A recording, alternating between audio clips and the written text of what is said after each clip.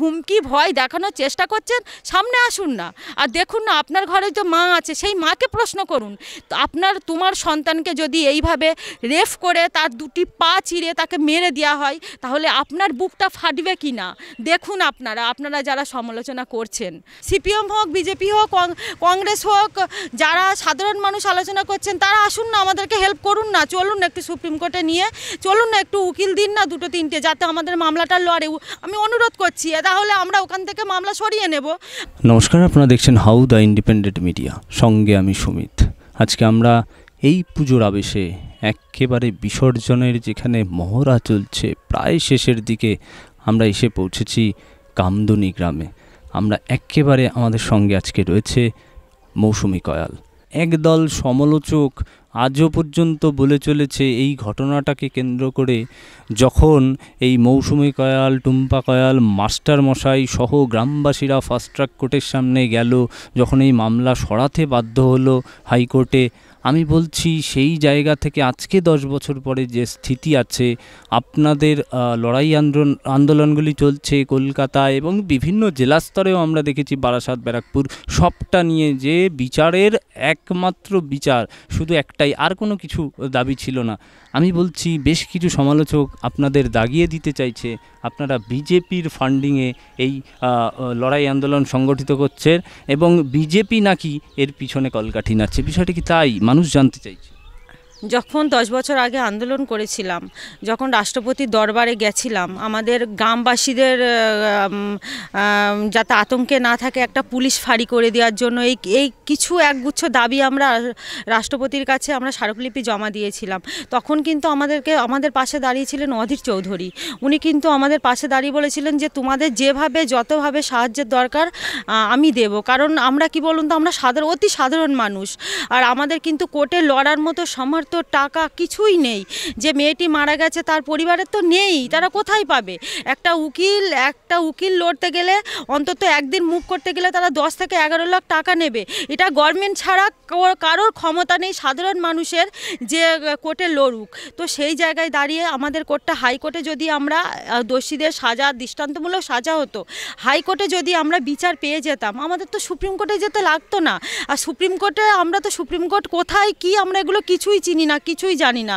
কারণ হচ্ছে সুপ্রিম কোর্টের বিষয়, মানে সুপ্রিম কোর্ট শুধু নামেই শুনেছি, কিন্তু এই ফার্স্ট টাইম আমাদের একটা নতুন এক্সপেরিয়েন্স হলো যে সুপ্রিম কোর্ট হচ্ছে আমাদের, যেহেতু আমাদের দেশে সবচেয়ে বড় কোর্ট হচ্ছে সুপ্রিম কোর্ট, যেখানে আমাদের শেষ জায়গা হচ্ছে আমাদের সুপ্রিম কোর্টেই যেতে হবে, আর কোনো কিন্তু জায়গায় নেই যাওয়ার মতন।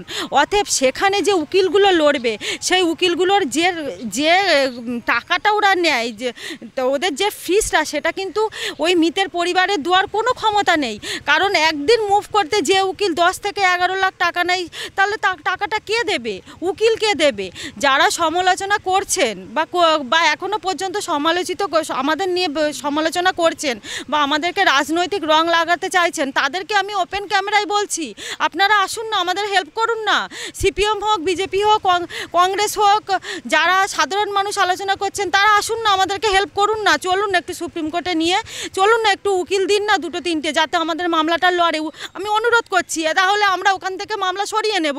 আমরা এখন মামলা করেছি, সেই মামলা আমরা সরিয়ে নেব। আপনারা আসুন আমাদের পাশে এসে, চলুন সুপ্রিম কোর্টে আমাদেরকে নিয়ে চলুন, আমাদেরকে উকিল দিন, তাহলে আমরা কারো সাহায্য নেব না।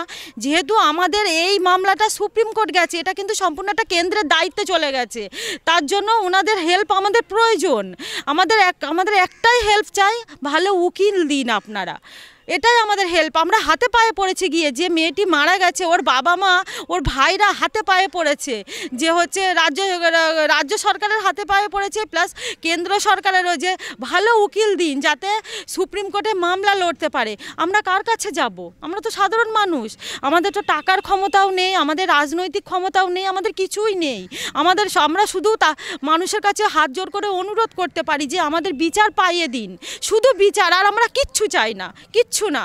যে মেয়েটিকে ছিন্ন বিচ্ছিন্ন করে, যে বাবা মার কোল থেকে একটা ফুটফুটে মেয়েকে কেড়ে নেওয়া হয়েছে, শুধু তারই আমরা বিচার চেয়েছি। তো এখনো পর্যন্ত আপনারা যারা এই সমালোচনা করেন, একটু ভেবে দেখুন না, আপনাদের ঘরেও তো মা আছে, বোন আছে, আপনারাও কোনো মায়ের গর্ভ থেকে জন্মগ্রহণ করেছেন। আপনারা কি চান না যে দোষীদের সাজা হোক?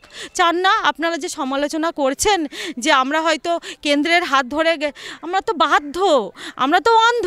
দেখুন, আমি আগেও বলেছি যে অন্ধ একটা রাস্তা পার হয়, তখন কিন্তু কে তার হাত ধরে রাস্তা পার করছে সে কিন্তু দেখে না, সেভাবে আমার রাস্তাটা পার হতে হবে।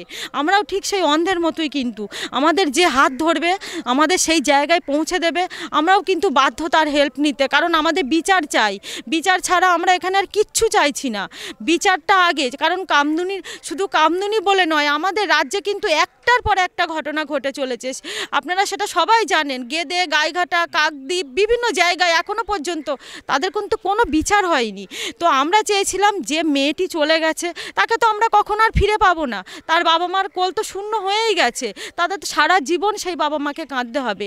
কিন্তু আর কোনো বাবা মা যাতে কাঁদতে না হয়, কোনো বাবা মার যেন সন্তানহারা হতে না হয়, তার জন্যই আমরা লড়াই করেছিলাম, তার জন্যই আমরা পথে নেমেছিলাম, যে যাতে রাজ্যের বুকে একটা বিচার হবে, দৃষ্টান্তমূলক সাজা হবে এইসব জঘন্য অন্যায়কারীদের, যাতে আর দ্বিতীয়বার কোনো মায়ের কোল খালি না এরা করতে পারে, সেটাই আমরা চেয়েছিলাম। কিন্তু কি হলো, এই হাইকোর্টের আজ এই রায়। প্রত্যেকটা ঘরে আপনি গিয়ে জিজ্ঞাসা করতে পারেন, প্রত্যেকটা মানুষ ছিছি করছে, প্রত্যেকটা মানুষ ধিক্কার জানাচ্ছে যে এইরকম রায় কেউ চায়নি। যেখানে ফাস্ট ট্র্যাক কোর্টে দোষীদের ফাঁসির অর্ডার হয়, সেখানে হাইকোর্টে গিয়ে কিভাবে বেকসুর খালাস হয়ে যায়, এটা প্রত্যেকটা মানুষের প্রশ্ন। আপনি প্রত্যেকটা ঘরে যান না, জিজ্ঞাসা করুন না, প্রত্যেকটা মানুষ কিন্তু একই বলবে, কামদুনির রায় কেউ মেনে নিতে পারছে না, কেউ নয়। তবে আমরা আমাদের জায়গায় যে যাই বলুক, যে যাই করুক, আমরা কোনোদিন কোনো সমালোচনায় আগেও কান দেইনি, এখনও আমরা সেই সমালোচনায় কান দিতে চাই না। আমরা হাতে হাত রেখে হাতের মুঠো শক্ত করে আমরা আবার লড়ছি, আবার লড়বো। আমরা সুপ্রিম কোর্টে যাচ্ছি, আমাদের লড়াই চলবে। কোনো হুমকি, কোনো চোখ রাঙানি, কোনো কিছুতে আমরা কখনো ভয় পাইনি, আজও পাই না। আমি মনে করি যে ভয় দেখায়, তারা ভয় পাচ্ছে বলেই আমাদেরকে ভয় দেখায়, আমরা সেই ভয়কে তুচ্ছ মনে করি। আমরা কখনো এই সমস্ত অন্যায়কারীদের সাথ দেওয়ার জন্য নিজে ভয় পেয়ে ঘরের মধ্যে চুরি পরে আমি বসে থাকি না। আমরা আমাদের মতো লড়াই করে যাব, যতদিন না আমরা বিচার না পাবো। আমরা সুপ্রিম কোর্টে দ্বারস্থ হয়েছি, হব, তারপরে দেখা যাবে।